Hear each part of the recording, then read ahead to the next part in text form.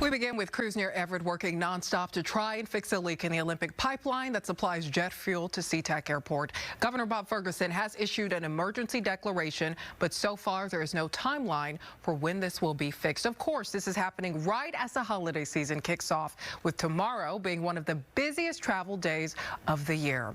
Fox 13's Lauren Donovan is live at the airport where we're seeing flights diverted due to refueling issues. Lauren? Yeah, and Sabira, you said it. It couldn't be a worse time for this all to happen.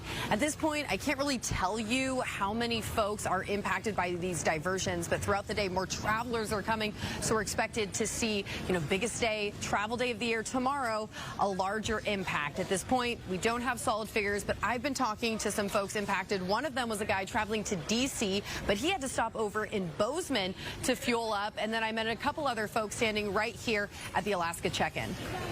Today is different. We were hoping to have a straight flight to Orlando to see our daughters and grandkids, and but now we have to stop in Pasco to fuel up the plane so we can get to Orlando. Federal Way mom Jeanette Huckins and her daughter Allie saw their plans derailed.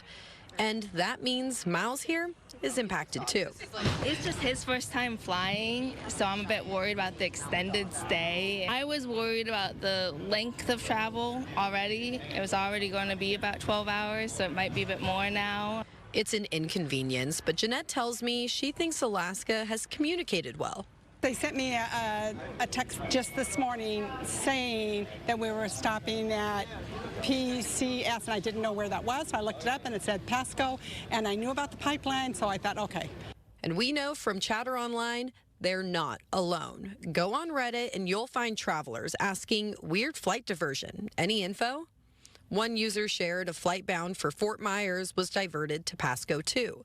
Aviation expert Scott Hamilton says if you end up like these passengers, it's better you refuel at a smaller airport like Pasco than a big hub like Denver or Chicago O'Hare.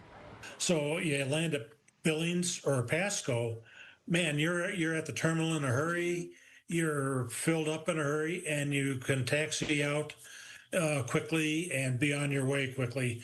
That's why I hope that the airlines would avoid these hub airports like the plague. Meantime, east of Everett, crews are scrambling to get things back in order.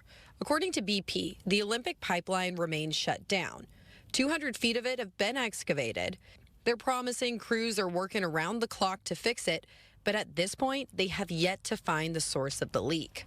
What the governor has done is he's created an emergency order to allow truckers to drive longer on the highway to bring in by tank truck as much fuel as they can. I'm just so glad we're leaving on Monday. I would feel bad if it affected anybody. I'm hoping they get it figured out.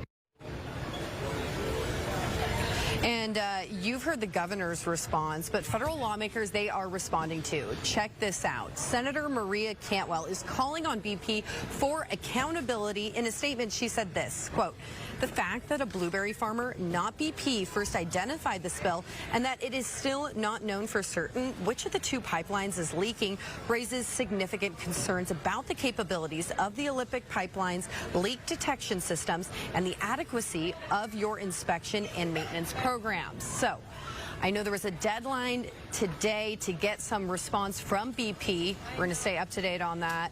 Perhaps that's something we'll hear tomorrow even. I am communicating with the spokesperson for BP. We'll continue to update you on the progress. For now, we are live here at Sea-Tac, checking in on all the holiday activity. We'll send it back to you.